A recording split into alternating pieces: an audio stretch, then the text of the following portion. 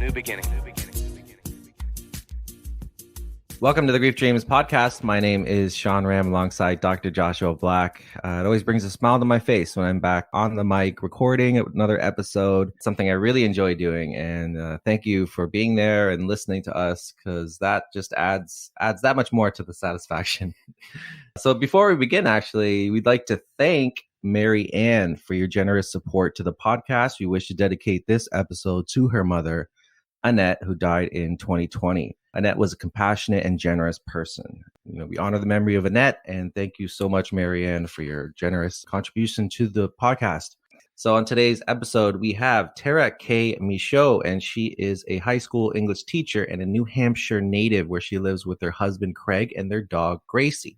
So Tara's brother, Tory, died in December of 2006, and he was murdered while at work in New Bedford, Massachusetts. For 8 years prior to his death, she dreamt of his death. So it's kind of an interesting thing that we're going to get into.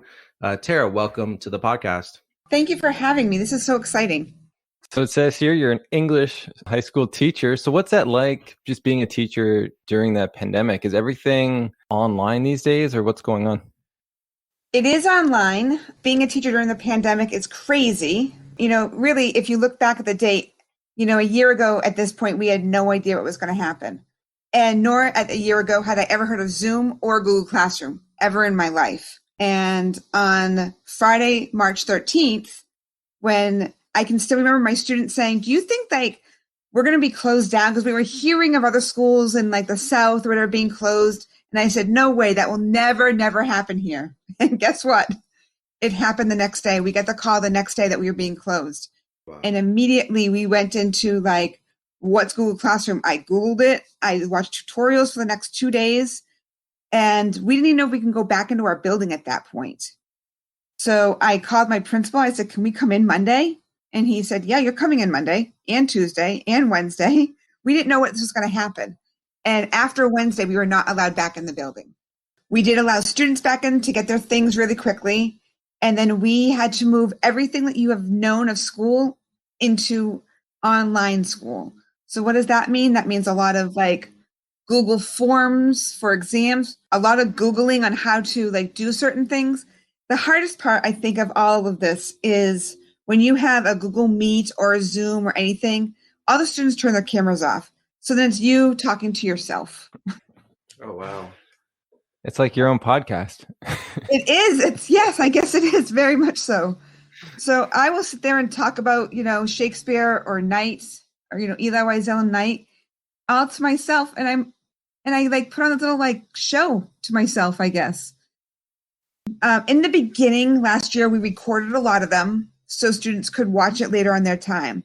Now it's different, where they actually have to attend class at the time the class is being held. Mm. So there is a difference in how things were handled back then to now, which is a big help for us and for them, I think. Yeah, that's very interesting that the kids turn their cameras off, because, that'd be a very lonely time for the teacher, and also hard for the teacher to know who's actually paying attention, all that sort of stuff. So, kudos to you to be able to do that and, doing your best. But I bet you can't wait to get back in the classroom. I can't. Well, so we are now called hybrid. So we do 2 days. Well, we are there for 4 days a week, and the students go 2 days and then they're off the other 2 days. So I'm in the classroom with students 4 days a week. Our Wednesday is our deep clean day, so nobody can be in school. So we go online for that day. So it's changed, and hopefully, it gets better. You can get back to how you normally taught. But I think, it's one of those things. I don't know if, will online ever go away now?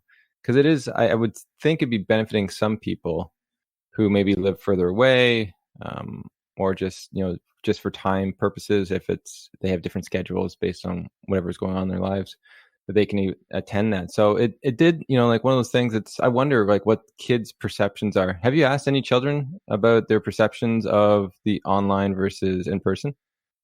So I have, and you get mixed reviews. Some students really want to be in school. They really want to be there, which I completely understand.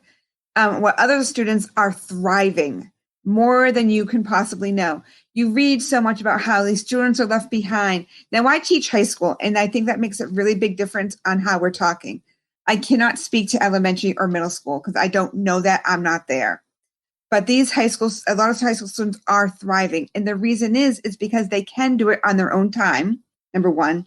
And number two, they don't have the distraction.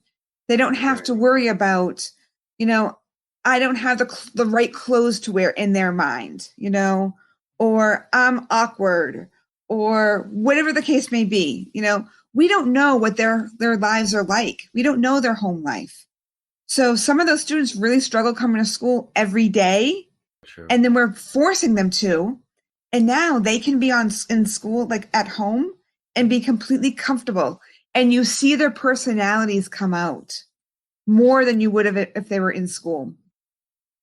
I used to have a lot of anxiety going to math class in, I think, grade 10 or 11, because Mr. Miller, shout out Mr. Miller, he's probably not listening, but oh man, I hated his class. And he used to put my name on the board. And it was like the first class in the morning to do a problem. And I had anxiety. I used to have nightmares because I would never have it right. And just you'd look up, no, not right. And I'd be like, oh my God, I hated it. So yeah, I would be one of those kids who would actually prefer not to go into math class. That's interesting. So your nightmares, you got it wrong. And in real life, you got it wrong. Yeah. Well, it's that never-ending cycle, right? It's a vicious cycle. One leads to the next. If I had more confidence in my dreams to get it done, then maybe in real life I would have. Hey, we should have been talking back then. Yeah, I know. So it's math. It is, well, yeah, it is math. So so looking back, how would you think you would have done as a high school kid? Would you have preferred the in-person or the online?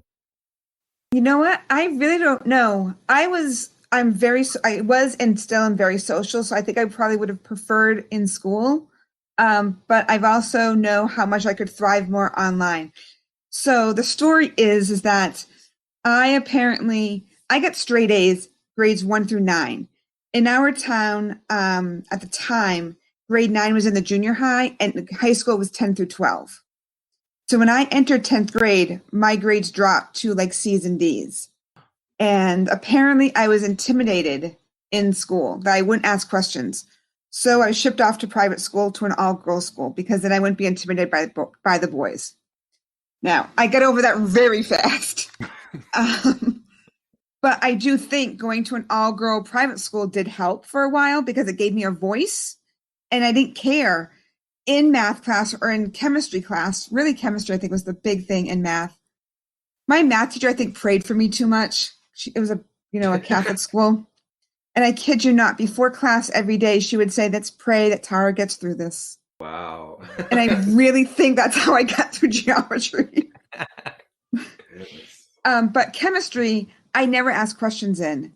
And I was like really scared too. And then finally I started asking questions. And then others would be like, oh, I don't understand that either. So that gave me like confidence. And then eventually I transferred back to public school because private school sports really were horrible. And I was really athletic. So it was really important for me to have like good sports. And when I transferred back to public school, I didn't care the cute boy in the back of the class. I didn't care what he said about me because I didn't understand. And if I didn't ask the questions, I wouldn't get to where I am. So I think it may be a little of both for me. I don't know. Yeah, it is interesting because, I'd probably prefer the in-person. I know for me in high school, I was self-conscious of that I needed glasses. Like, I needed glasses my entire life, but I just never wanted to. So I always sat up front and I would squint. But I always did really well in school.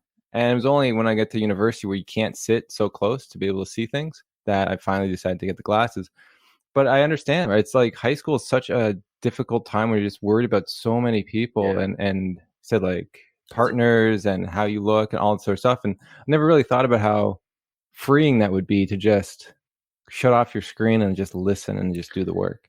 Yeah, it's a social pressure cooker. And it really, actually, it doesn't really matter what group you come from. There's distractions in every situation. You know, if you're into sports, there's those distractions. If you're popular, then social life becomes more distracting. You know, if you're getting bullied, then that becomes a problem. You know, there's all these situations that if it was just learning the material isolated in the capsule, you could shut off all those different things and probably learn better. But again, obviously there's a lot of benefit to having all those social, I guess, situations, because it teaches us a lot, and it's an important part of life. And that's something I look at some of these kids and even high school kids, and I'm like, man, that's I feel bad for them for not being in those situations, good or bad. Sometimes it's just a part of your life when you look back on and say, yeah, that happened to me, or I went through that, or this is something that I learned from.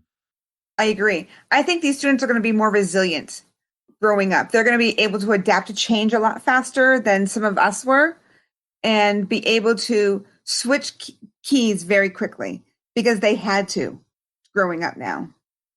I'm curious about your relationship with your brother, Tory. Was he your only sibling? He is my only sibling, and we are best friends. Aw. And so talk about that relationship. So when you got shipped off to a different school, was he sad about that? At the time, no, because he was a year and a half behind me in school. Or 2 years technically, I guess. So he was still in middle school and I was in the high school. When he came to the high school, I was a senior already. So we didn't really lose that part together, but we were very heavily both in sports. So every day we would go outside. My grandfather was a basketball coach and really instilled a lot of sports and everything else in us. So we had to get 100 free throws a day before we could come in. That was not parent directed. That was not anything else except ourselves. So my dad had painted an official basketball key on our driveway, and we would encourage each other to get the 100 free throws every day. And did you? Oh, we had to. We couldn't go in until we did. Yep, every day. I'll tell you, those little games at a little amusement thing where you had to shoot a basketball? I kill that game because I can do a free throw. That's incredible. And for anybody who's played sports, that's how you get better. It is repetition every day. Every day taking those shots. That's impressive. Yep.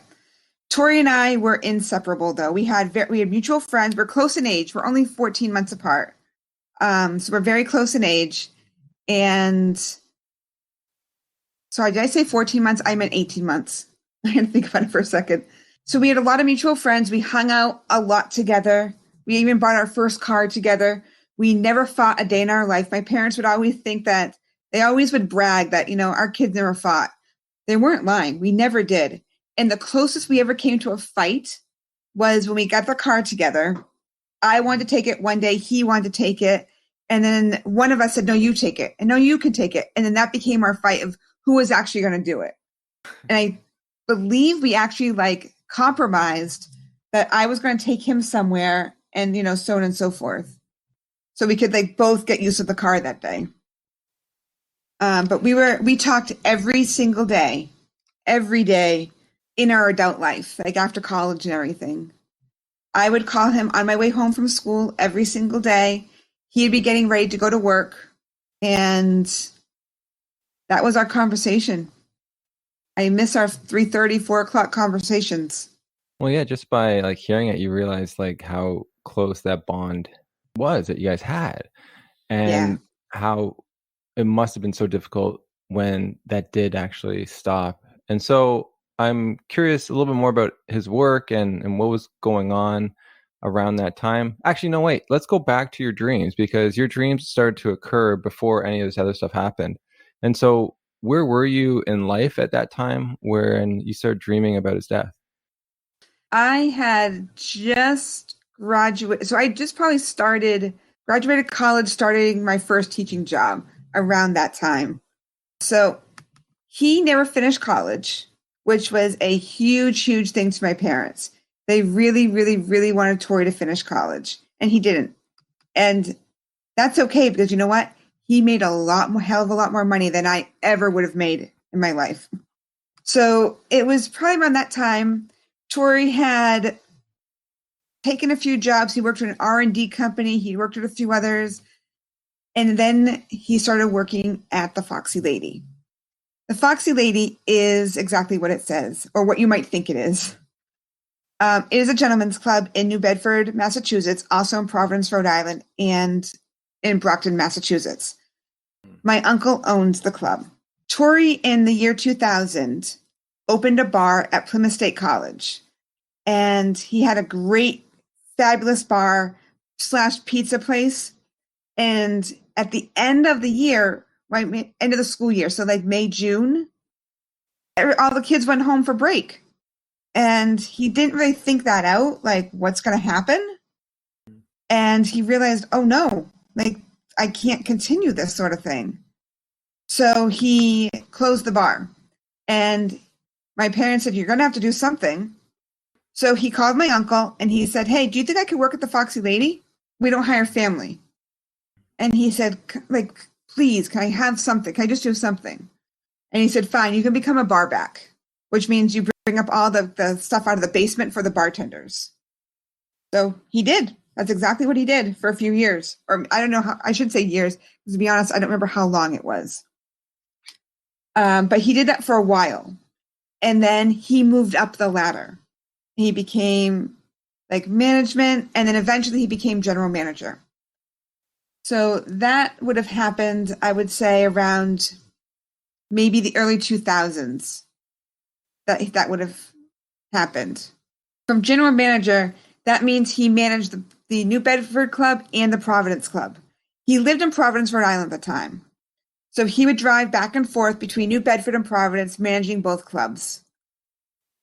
To even get to the general manager position, because my uncle would not hire him, because as he said, we don't hire family, he was sent to Fort Lauderdale, Florida, to manage a club down there as a guest manager as part of his interview. They sent 3 people down there and let somebody else down there make the decision. So nobody from up here made the decision. The person in Fort Lauderdale nominated Tory, hands down, he is going to be the person. So he became general manager at that time. It's around then is when my dream started. I can't tell you exactly why specifically, but that's around the time that he became general manager, and that's when my dream started. And so what were the dreams like when they first began, and like how did they change over time, or was it very similar? They were very similar for the most part. He was always killed at work. I never knew how it was a shooting, but that is all I could tell in my dream. And in the beginning, it like you know how you sometimes wake up from a dream, you're like, all right, it's just a dream, it's not a big deal. And then they became more real and real and real, like really real, to the fact that I would wake up some days and I would say, I don't have a brother. My brother died last night. And then I'd realize, what am I talking about? Like, he's here. It's not a big deal. But they were always pretty much the same thing until the last year. The last year, they became more vivid on what was going to happen. Now, what happened in my dream is there's one thing that did not happen in reality. In that year, up to the last year would start becoming very, very vivid and more real to me. There was a robbery that somebody came in and was looking for money. And in the club, they had a safe that's in the floor, and the floor safe was on a timer. And I remember Tory telling me about this timer they put in, and you can only open it certain times. And once it's closed until the next time that you're allowed to open it. So I can't go in and put a little combination in right now and open it because it's not time to open at this time. So in my dream, somebody had come in looking for money, and they said, we just did a drop, a half hour ago. I can't open it. And the person kept pushing and pushing and telling him he had to open it or they're going to kill him. And he tried to explain to them, he can't open it. It's not going to open. And so they shot and killed him. Now, in reality, that's not what happened. So I'm curious. So what actually happened in reality? In reality, a man by the name of Scott's the shooter, came in for Bobby the bouncer. There was a bartender at the time who had a relationship with Bobby the bouncer, and Scott the shooter, not at the same time. She and Bobby the bouncer broke up. And yes, his actual name is Bobby, and yes, his actual name is Scott. It just works out that there's Bobby the bouncer and Scott the shooter. She broke up with Bobby and started dating Scott. And she and Scott dated for a little bit, and it just didn't work out. And she realizes, I have a baby with Bobby. I should probably make it work with my baby daddy. So Bobby and the bartender got back together and left to scorn Scott. And Scott came in one night, got to Bobby, and Bobby on the radio said to my brother, like, Scott's here. We go back. They had a little confrontation about a week prior that Scott came in very drunk, very belligerent, all this stuff. Tory knew Scott very well. Tory hired Scott actually to put in all of the surveillance cameras in the entire club, which gave Scott an upper hand on how the club looked and what was going on and where he could go and what he could do. So the night of the shooting, Scott came in very belligerent. Bobby got on the radio and said, Scott's here. Tory said, please make sure he leaves or whatever. And then there's a bang, bang, pop or whatever. And Scott shot Bobby in the head 2 or 3 times, killed him instantly, which now has sparked this whole panic among the club. This is around between 1 o'clock and 2 o'clock in the morning. There were not many people in the club. There still were, but there were not many people there still. Scott now entered the club, and Tory is in the office, which is in the corner of the club. He sees what's going on the cameras, and the surveillance, the security cameras, and wants to try to get all of the girls out of the club. So he gets out on the main floor and starts taking as many people as he can out, try to get these girls out. He got some out, and they went out an emergency door, and the door shut behind them. And the girls started running up the road, and as did he. And then he stopped, and he saw a truck with its lights out zoom up the road, and he said he thought that was the shooter leaving. He turned around, and he tried to get back. He went back to the club. He tried to get back in that door that was locked. He came out of, but it was a locked door because it's an emergency door, so you can't get in from the outside. So he banged on the door, and the person who opened the door is Scott. Sees Tory. They both see each other, and Scott shoots Tory the first time in the abdomen. That was the first time he was shot. A girl comes out of the club and tries to help Tory. Tory says a few things to her, including, tell my mother I love her. Please, he kept pleading with her, please tell my mother I love her. And then Scott came back outside. The girl tried to flag down a taxi service that was going by.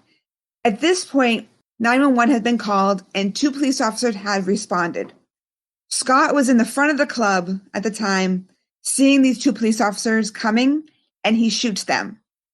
They both survived, but he did shoot at 2 officers, which puts a halt on how they are now approaching the club. There is a bridge that now has all the emergency personnel on it, and nobody can go any further. So they've called in SWAT, they've called in state police, and they have local police there, but nobody can go any further because there is a live gunman. They see a taxi driver passing, going back to the back of the club now where my brother is with the girl. The girl flags down the taxi driver and says, all they want to do is put Tory in the taxi to drive to where the ambulances are, probably 500 feet away. They're not far, but they can't get to them. Scott comes back outside and puts the gun in her face and says, you better leave now or I'm going to effing kill you too. So like any one of us would have done, she turned and ran and ran. And as she did, she kept hearing more gunshots. And Scott shot Tory 6 more times with an AR-15 at close range. That's where Tory died right there. In the meantime, Scott, I don't know how this exactly happened, but Scott gets on the phone with 911 and the 911 operator. The 911 operator talks to Scott and says as much as he can to try to get him to come out of the club. It's important that you come out. And Scott says no, because in his mind, he thinks that he's already killed 2 police officers, and he knows he's killed 2 other people. So in his mind, he's killed 4 people. And he kept saying, and you can hear this call online, that he's killed 2, he calls them pigs. He's killed 2 of them, that he's going to go to jail, he's going to rot in jail. And the 911 operator keeps saying, no, you haven't. Nobody's dead. Nobody's dead. Everybody's alive. You haven't killed anybody.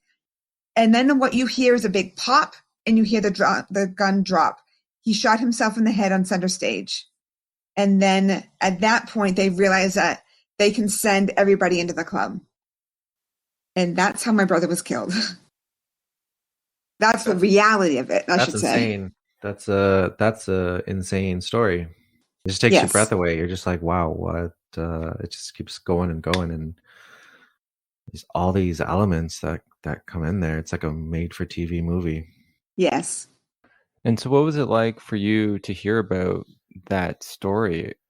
Because I'm guessing someone must have had to tell it to you because you had so many details, right? So, what was it like when you first heard about it all? Well, let's see. So going back to the dream, can I go back to that for a second? Because you have to know like how it happened in order to see how these 2 things are connected. Tory dreamt prior. So let me give you a timeline. Tory was killed in December. In April, May-ish time, my mom, Tory, and I were all out together, and Tory told us of a dream that he had of how something was going to happen in the club. And I said, well, you're going to have to get out of there. Like, you have to leave. And he said, nope, I'm the captain of the ship. I go down my ship. And he said, I'm not going to live to be 30. And we said, yes, you will. Like, don't talk like that. That's silly talk. And he said, I'm not going to live to be 30. And 3 months later is June, and he turned 30. And I remember telling him on his 30th birthday, see, you turned 30. He said, I did, but I'm not 31. I'm the captain of my ship. I go down my ship. And it was at that point, really, my dreams started getting more and more intense. I would have this dream of him being killed at the club almost every month, very, very vividly. But again, in my dream, it was a robbery, nothing more than a robbery. Now let's jump to December, the day that this actually happened. The day that it happened. So for months prior, I would wake up, like I said, and I would tell my boyfriend at the time, like, this just happened. And I would have wicked anxiety about it. And he would calm me down and say, relax, your brother's alive. This didn't happen. Like, it's just a dream. He'd have to like bring me back to reality, if that makes sense. The day that it happened, I woke up at 2:08. I can tell you, I can still see the clock in my head. 2:08 a.m. I woke up. And I woke up my boyfriend at the time, and I said, you know, Tory was killed. And he said, and at this point, it's old to him, you know? And he said, he's not killed. He's fine. He's fine. You need to go back to sleep. And it was so much more real to me than it was before. But knowing that I've had this, and knowing in my reality that, yes, he's right. My brother's fine. I'm just overreacting. It's my anxiety. You need to bring it back down to, you know, come back down to life or whatever. So I went back to sleep. And I now woke up at a regular time. But in that in-between dream time, I dreamt of his funeral and everything that was going to happen at his funeral. Now, I don't even know that he'd been killed yet. No idea this has even happened yet. But I dreamt from 2:08 or whatever it was when I went back to sleep until 5 o'clock when I would wake up, his funeral.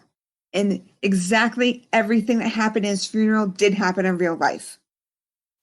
Wow. It just really makes you sit in the mystery of what's actually going on. Because this can be, you know, like based on your perspective, it could help you as you grieve or really hinder you in your process.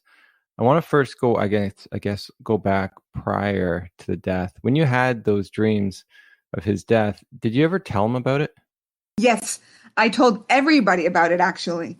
My parents knew about this. My brother knew about this. Everybody knew about this.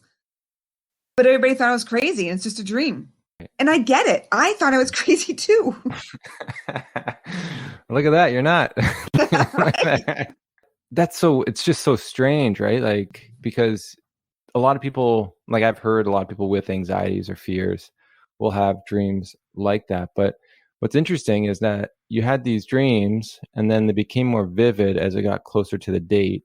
And then after it happened, it changed to his funeral, which is just like looking at that, I'm like, wow. So there just seems to be like there's something that even you knew at that moment, even though you were never told that he died, something did change within you that you had no conscious awareness of. Yes, I completely agree. And I did not know at all. I did not find out until 5:45 in that morning that something had happened. My mom had called me. I just got a puppy. Her name is Gracie, and she was just a little puppy. And I was outside with her trying to take her out before I went to school. And my mom kept calling and calling the house. Now we had a family Christmas party that coming Saturday, and we had every intention to go shopping this week to get dresses for this. It was a black tie affair. We needed new dresses. And she kept calling the house, and I was outside with Gracie trying to like get her to go outside so I could leave. And I kept thinking, like, could you please stop calling the house? Because Randy, my boyfriend at the time, is sleeping. Like, stop trying to wake him. And I was annoyed that she kept trying to call. So I went in the house and I called her back and I said, what? What do you need? Yes, I know we're going shopping after school. And she said, you have to come over here right now. Something happened to your brother. And she would not tell me what happened. So panic sets in. And my now just, little puppy is, because I am upset, because I'm panicking, she starts panicking. So I'm trying to like put her in a crate so I can leave. I run upstairs, tell Randy we have to go now, and that I can't drive because I'm in such a panic. And I live very close to my parents' home. That drive over there, I swear to you, took 7 hours. I just felt he was driving so slowly.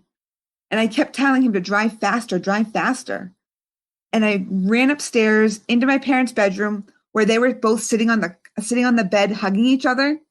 And I looked at the TV, and the TV said, 3 killed at the Foxy Lady. And then I knew exactly what happened. Nobody actually said the words to me. I knew at that moment that the dreams I had are what just came to reality.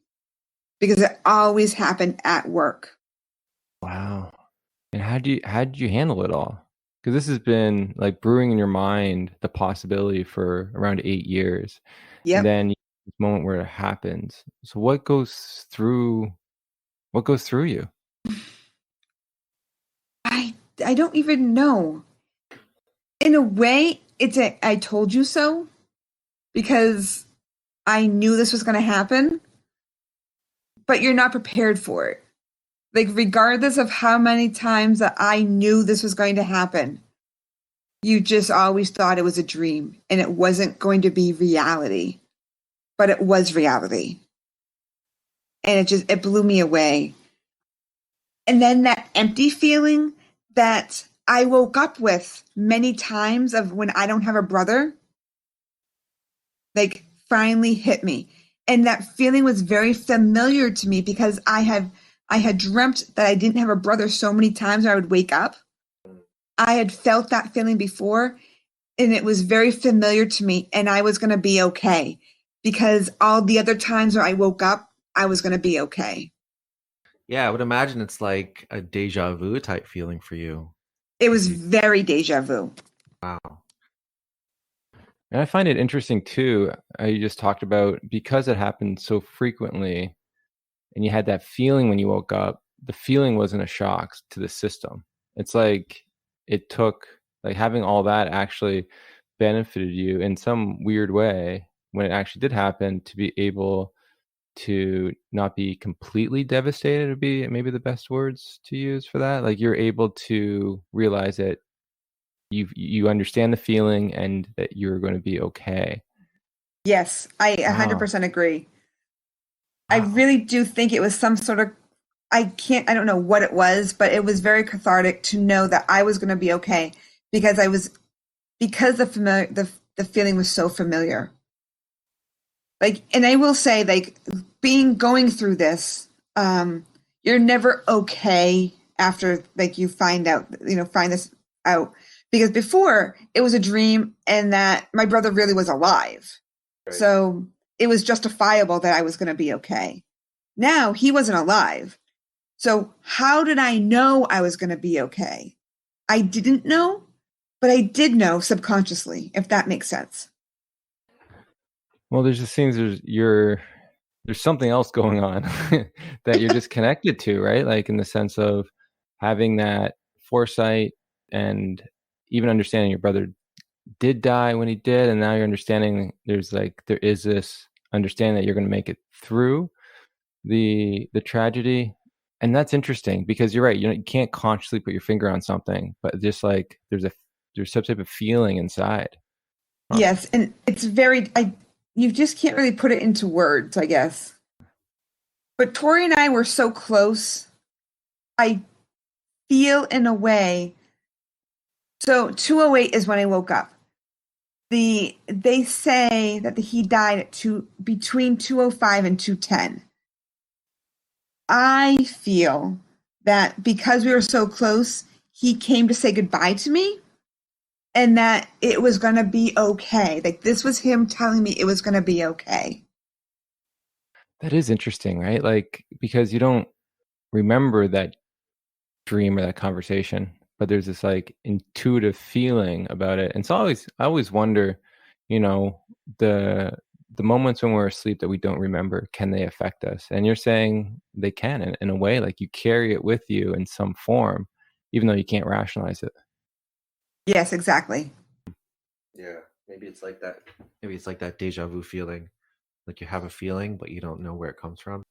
It's very much like that. It's very much like that feeling. Wow. Okay. That is a wild story. I've never heard anything quite like that on the podcast, and even with my conversations with people, in the sense of, not only the lost type, how it happened, but also the dreams. Like, we've had some people on that talked about having these dreams once, right? Once or even a couple times, but nothing as frequent as yours, and then for it to then change right after to the funeral. I think it's very unique, and I don't know what it says about you, but maybe there's something special inside you. There might be. there may just be. And so I'm really curious, as you sort of move forward, did you continue have those dreams of him dying, which is very common after a trauma, that people reenact that kind of scenario, or did those dreams change at all, or did they stop? They 100% stopped of him dying. The only dream that I had about sort of the incident or all of this was one that still sticks with me.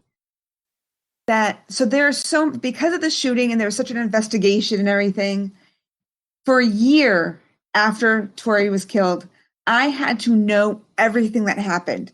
I would research. I would go on the internet. I would do everything because I felt I need to know everything. Why did Scott do this? Why did this happen? But there are whys that are never going to be answered. So the dream that I have had since then is very, very strong still, where I don't know why we are here, but we are in one of the mansions in Newport, Rhode Island.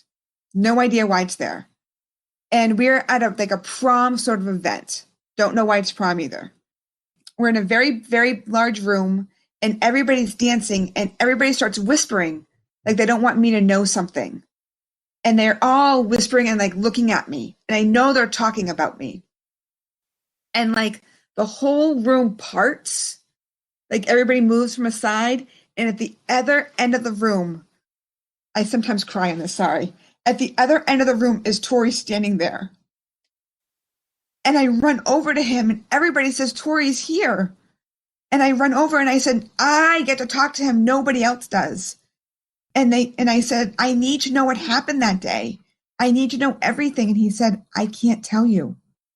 And I said, why? And he said, because you can't know those details. No, the only people who know the details were those of us who died that day.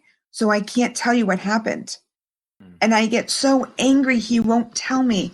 And he said, you can't know because nobody will understand where you got this information from. So I can't tell you. And that bothers me every day, that when I have this dream, he tells me no. Wow. That is interesting. He's not wrong. No, yeah, he's not wrong. Yeah. No, you're right. It's so true, right? Yeah, people are like, "How do you sure you dreamt this?" Yeah, it's interesting, the details that don't come through, and it's understanding that there's probably benefit in it for us. Yes, You know? I do agree. He will tell me that police don't know all these details, so I can't know it either. That's interesting. And at the end of the day, what would that detail really help when it comes to Right. It's not anything, going right? to change anything. Right. No, if anything, Scott it just killed make himself. Yep. Yeah. Yeah, but it's interesting hearing your feelings shortly after the death, because it mimics a lot of traumatic, like when we had Matthew on, Matthew Bocci, talking about how his father died in 9/11. He went on, the same sort of mentality, like he was obsessed with finding out details about how his father had died. And to this day, there's still a lot of question marks. But I can understand that need, especially right after, in a traumatic type loss, of trying to understand how that person died.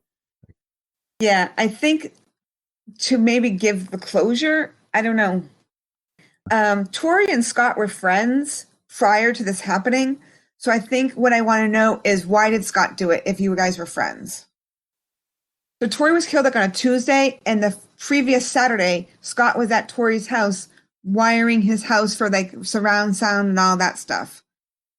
Why? That's what I don't. That's the part I want to know, is the why. Yeah, like what was the conversation? Were there medications involved? Was it just the rage because once you're in a rage, like you can't think critically, or you can't think like you normally would. Because yeah, it's interesting. He killed Tory, but not the girl that was helping. Well, Tory. she wasn't actually there that night. Oh, okay. She was supposed to work that night, but she called in sick for whatever reason. So she was not there. I think the initial intent was to go for her as well. Scott actually knew what he was going to do because he left a suicide note, and he apologized and said everything he was going to do that night. So he had gone in with the intention of what he was going to do. He also had the intention of holding everybody hostage. And I believe he had intention of killing more people that night, but didn't. I think after he shot the 2 police officers and he thinks that they died, in which they did not, I think in his mind, like, I'm in way over my head already, and did not shoot anybody else. Yeah, those are questions that some of those questions only Scott would be able to answer, because you're like, yeah, I would ask the same questions that you're wondering, like, why would you kill your friend? If this is someone you cared about. But again, it's hard to get into the mind of a murderer. Exactly. Well, there's mental health issues, right? Like there's something there where the ability to cope isn't there, and then all the other circumstances surrounding what was going on. But yeah, like you hear that too with like people killing their own spouse or children, and you're like, how is that even possible? Like there's love there, right? There's a sense of bond. Like how can something be so beautiful one moment and then be so horrifying the next?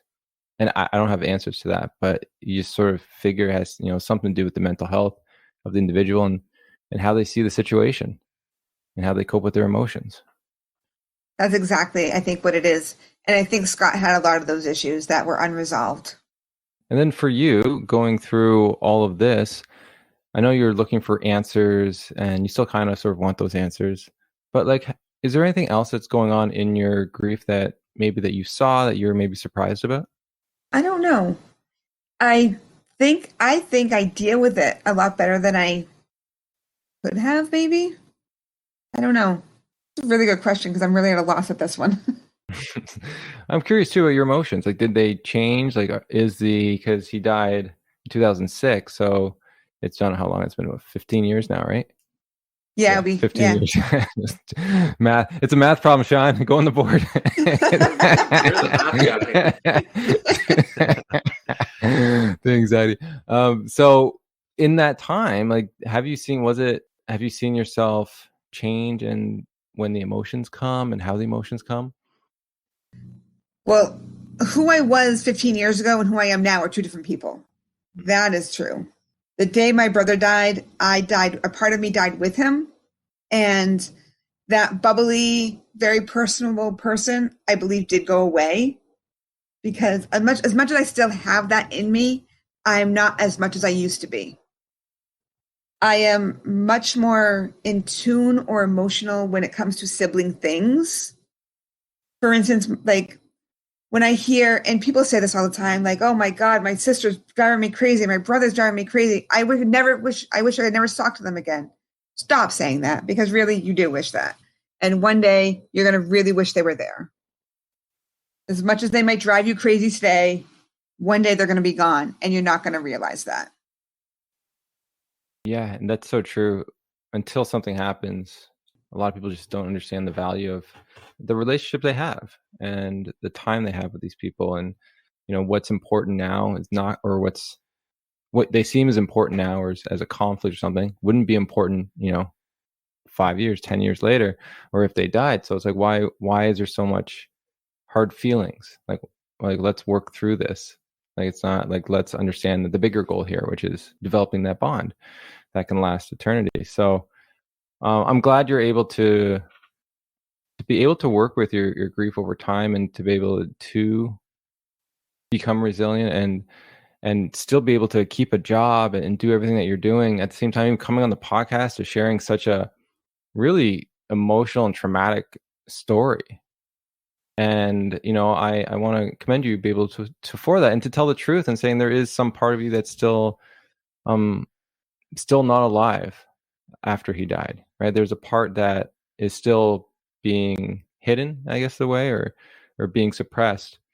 And that's the road of grief, right? Like, there's a lot of us that are longing to find whatever that is. And hopefully in this life, right, we can find it, but we don't know. And all we can do is continue to talk about those people and the truth that we walk in the road of grief.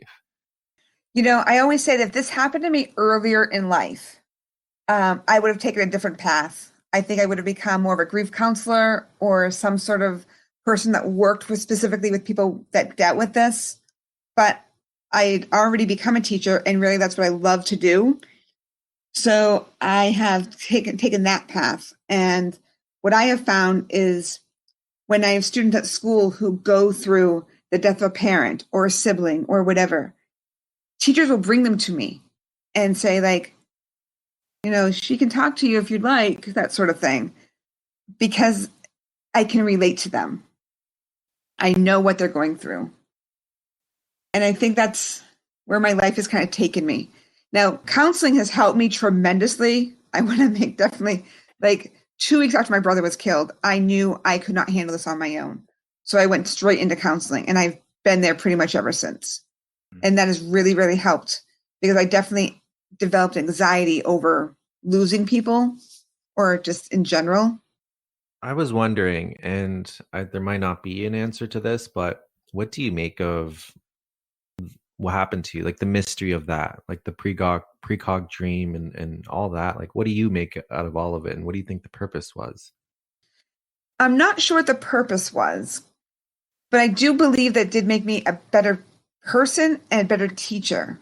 And why teacher? Because grief doesn't really come into teaching, but I think I'm more empathetic towards the situations, and I can help more people around me.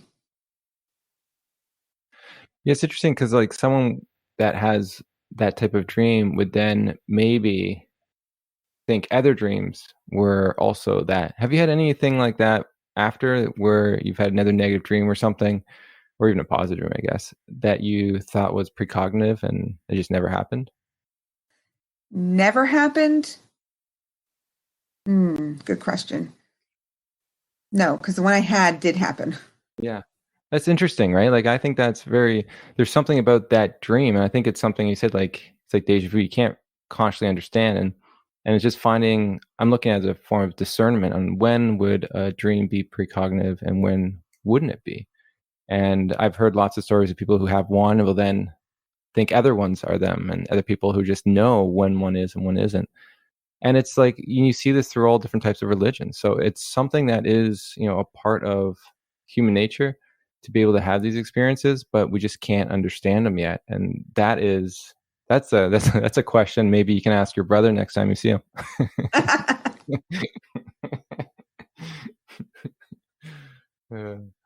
So what we like to ask people at the end of a podcast is, if you could have a dream tonight of your brother, what would that look like? I would love just to be able to sit and talk to him. If I could just sit and talk to him during my dream and like fill him in on everything that's been happening like in my life. And I know he knows that, but like even let him like tell me about what he thinks the last 15 years have been for me. Like give his opinion on it, sort of thing. I would love that. Oh, that'd be nice. Would you be at the dance club still, or would it be somewhere else? Yeah. No, we'd definitely be somewhere else. So what would be a perfect location for you? Did you guys have like a secret spot or someplace you always like to go or wanted to go? We would actually go to lunch at Andino's in Providence, Rhode Island. And I think that would be perfect for us. We would have lunch at Andino's and we would just sit and chat. I would love that. Andino's, that's the spot. Shout out Andino's. Really, honestly.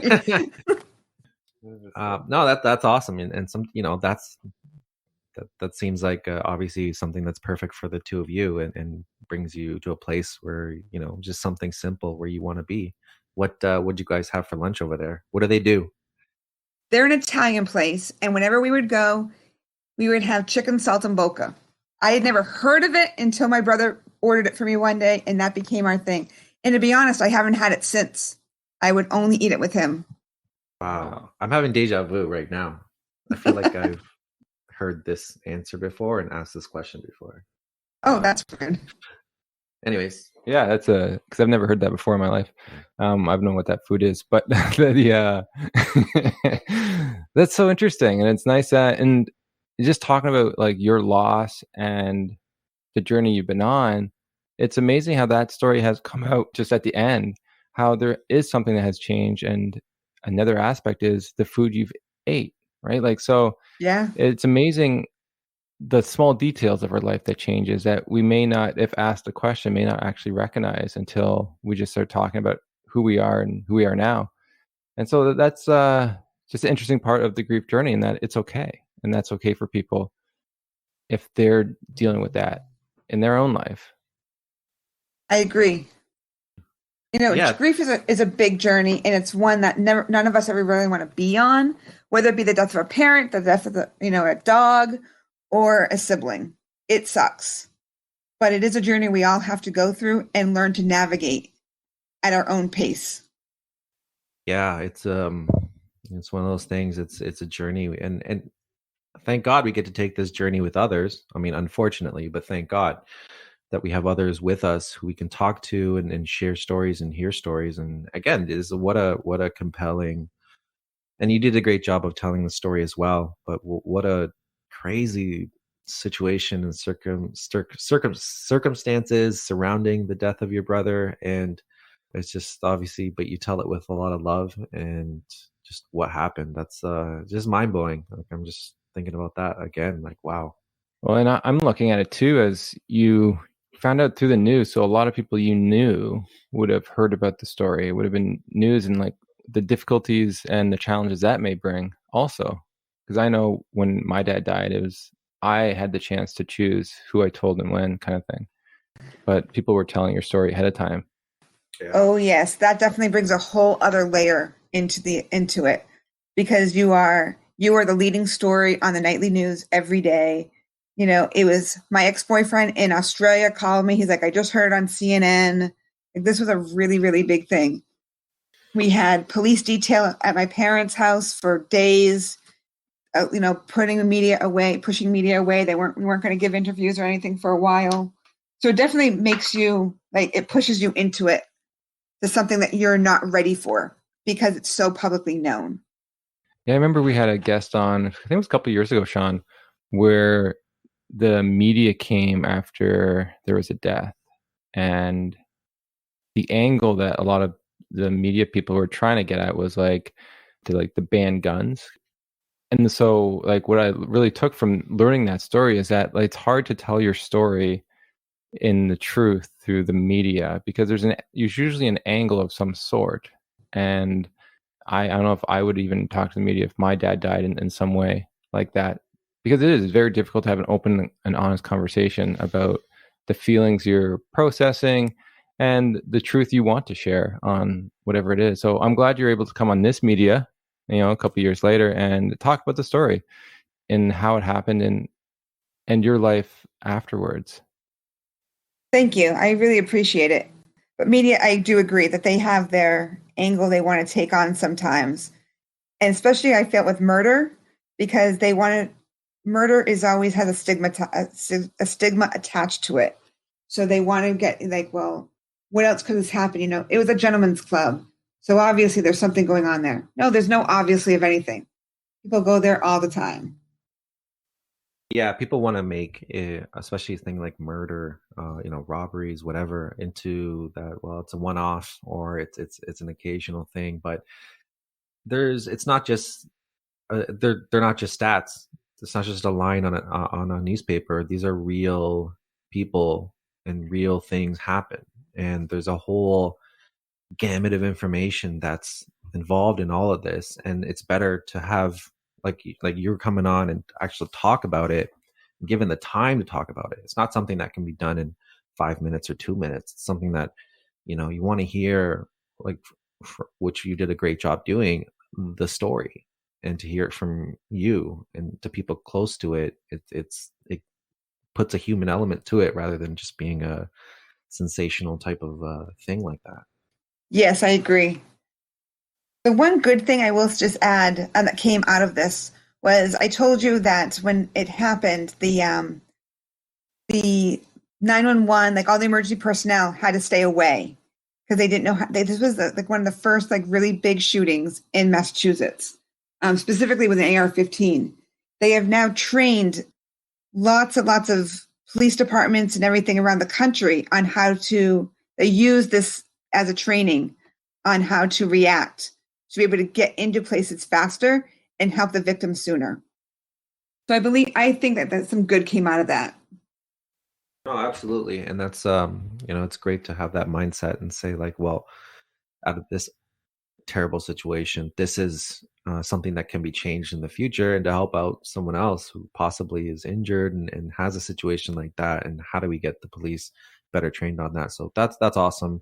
Tara, thank you so much for coming on. Thank you for sharing your dreams, and thank you for just doing such a great job in sharing with us your brother's life and also the circumstances around his death and the dreams around that. And I just want to, again, say thank you to all that. Yeah, so people, you can check out our platform at griefdreams.ca for more information on the topic. If you'd like to contribute to the podcast, you can do so. There are links on the website where you can do that as well. There is on our website, griefdreams.ca, there is links to online courses presented by Dr. Black and Jade Carling Black, which you can check out. Definitely do so. If you have Facebook, you can join the Grief Dreams group. You can share your dreams or hear more dreams of others. We are on Twitter and Instagram at Grief Dreams. And as always, we love to end the podcast with love and gratitude from us to you.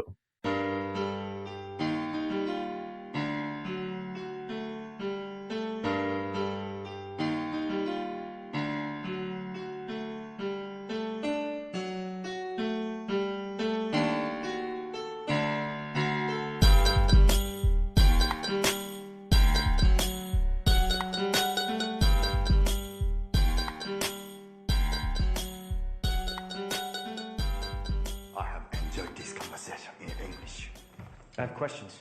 I have introduced myself. You have introduced yourself. This is a very good conversation.